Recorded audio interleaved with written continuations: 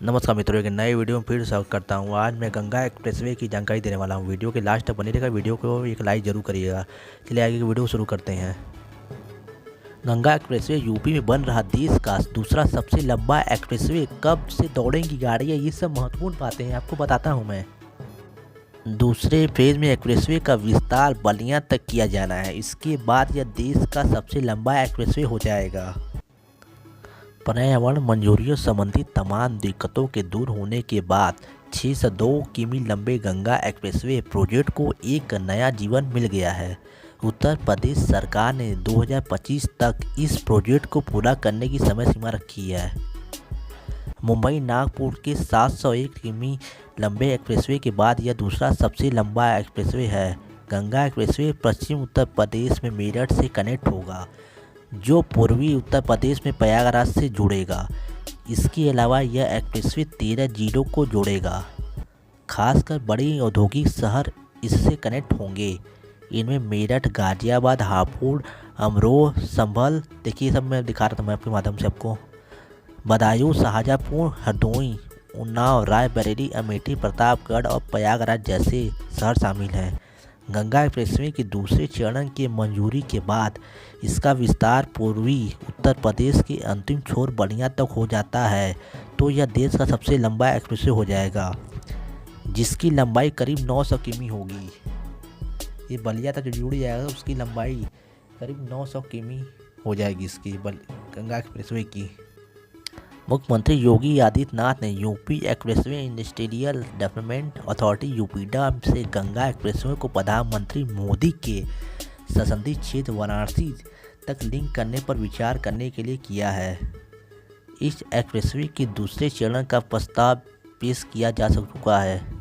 इसके तहत गंगा एक्सप्रेसवे का विस्तार बिहार की सीमा से लगे उत्तर प्रदेश के बलिया जिले तक किया जाएगा।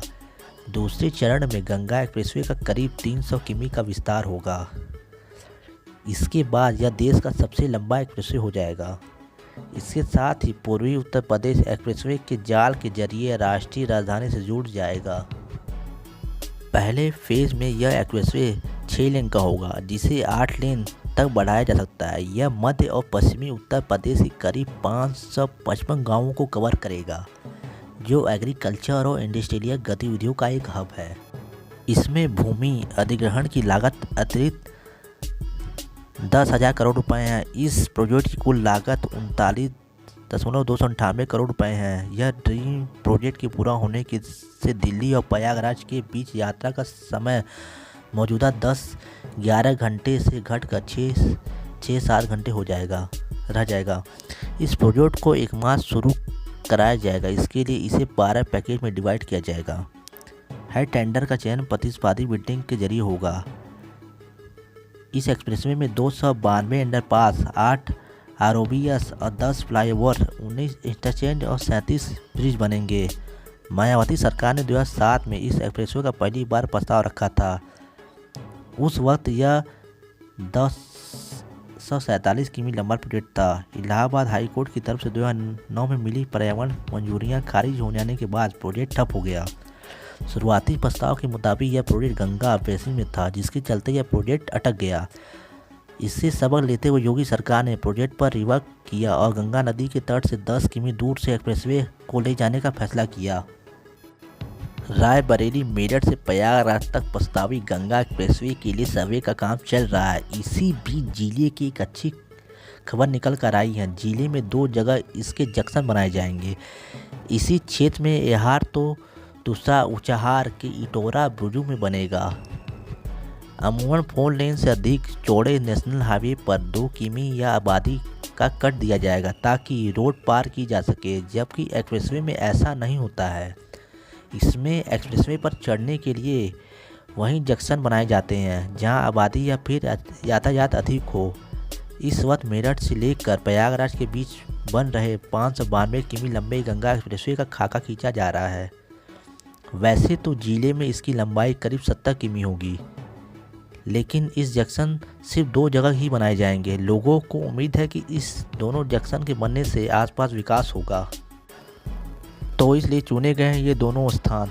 सर्वे कार्य में लगी उत्तर प्रदेश एक्सप्रेसवे औद्योगिक विकास प्राधिकरण की टीम के एक अफसर ने नाम न छापने की शर्त पर इन दोनों स्थानों को चयन की वजह से बताई है। उनका कहना है कि एहार में जंक्शन बनने से रायबरेली बांदा और इटोरा बुजुर्ग के जंक्शन से रायबरेली प्रयागराज हाईवे का ट्रैफिक आसानी से एक्सप्रेसवे पर पहुंच सकेगा। हाईवे ही नहीं, आसपास के लोगों को एक्सप्रेस पर जाने में सहूलियत मिलेगी।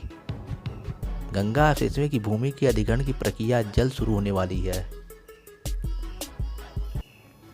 मेरठ से प्रयागराज तक बनने वाला गंगा एक्सप्रेसवे के लिए 25 गांवों के 2467 किसानों से जमीन ली जाएगी।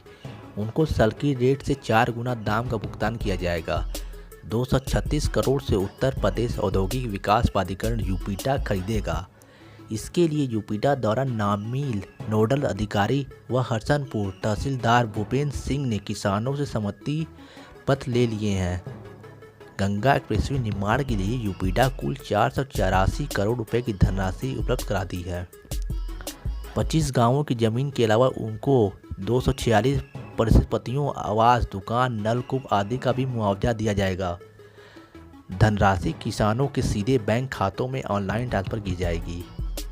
यह बता दें कि गंगा एक्सप्रेसवे का निर्माण प्रदेश सरकार की महत्वपूर्ण परियोजनाओं में शामिल है। इसके बनने से जनपद के लोगों को प्रयागराज तक पहुंचने में 5 घंटे का समय लग जाएगा। परिसंपत्तियों का मूल्यांकन होने का उपरांत मुआवजा मिलता है।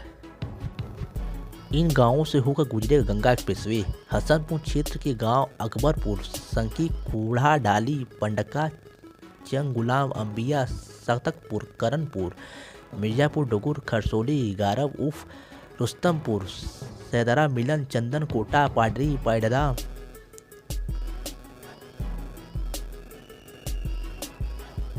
राजपूत, सपा, सुधारी शामिल है। सरकारी जमीन के पुनर्ग्रहण की कार्रवाई शुरू। गंगा एक्सप्रेसवे के निर्माण में वन विभाग की करीब 24 बीघा जमीन आ रही है। चूँकि यह सरकारी जमीन है, इसलिए प्रशासन ने उसे पुनर्ग्रहण की कार्रवाई शुरू कर दी है। उसका प्रस्ताव बनाकर मंजूरी के लिए शासन को भेज दिया है। पुनर्ग्रहण सरकारी जमीन का होता है, इसका मुआवजा नहीं देना होता है। शासन से मिली धनराशि से अब किसानों से जमीन खरीदने का कार्य प्रारंभ किया जाएगा। इससे पहले उनसे सहमति पत्र लेने की कार्रवाई होगी। इसके बाद अगला कदम उठाया जाएगा। यह धनराशि किसानों को उनके बैंक खातों में ट्रांसफर की जाएगी। अगर आपको वीडियो मेरी अच्छी लगती हो निर्माण कार्य वाली, तो वीडियो को एक लाइक जरूर करिएगा। चैनल पर नए हैं तो चैनल को सब्सक्राइब जरूर करिएगा। मैं ऐसी वीडियो आपके लिए लाता रहता हूँ। वीडियो को ज़्यादा से ज़्यादा शेयर करें ताकि जो बाहर से वीडियो देख सकते हैं मेरी।